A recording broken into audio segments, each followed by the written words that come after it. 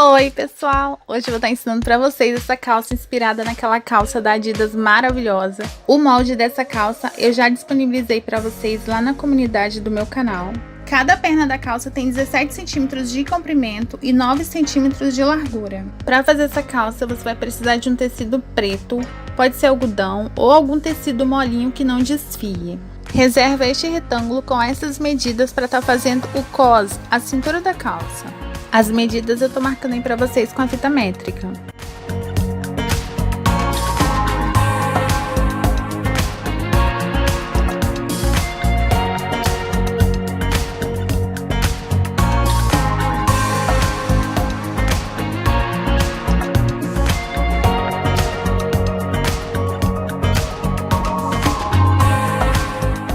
Você vai precisar também de 2 tamanhos de fitas de cetim na cor branca. As fitas eu cortei com 18 centímetros para sobrar esse pedacinho de 1 centímetro para acompanhar a cintura da calça.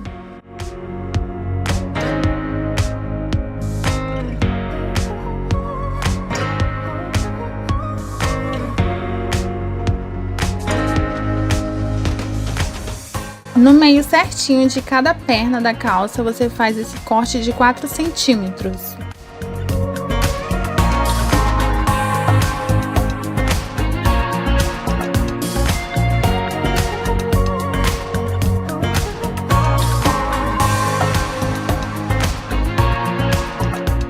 Agora é só juntar as duas partes iguais do lado do avesso para fazer a costura.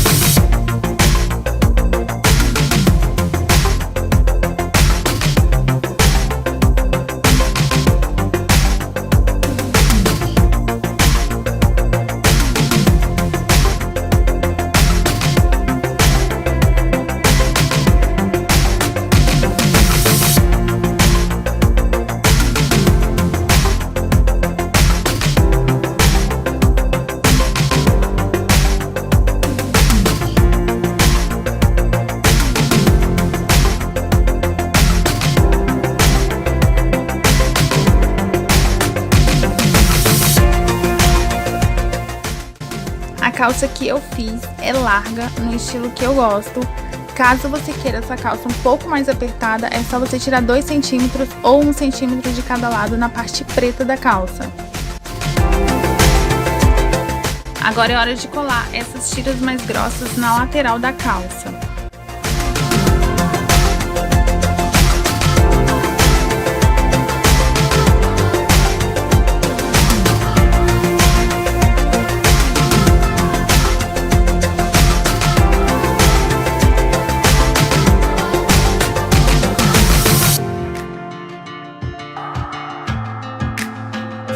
Ela não pega toda a parte preta do tecido, é só mesmo como se eu estivesse fazendo uma emenda, ela fica bem na pontinha.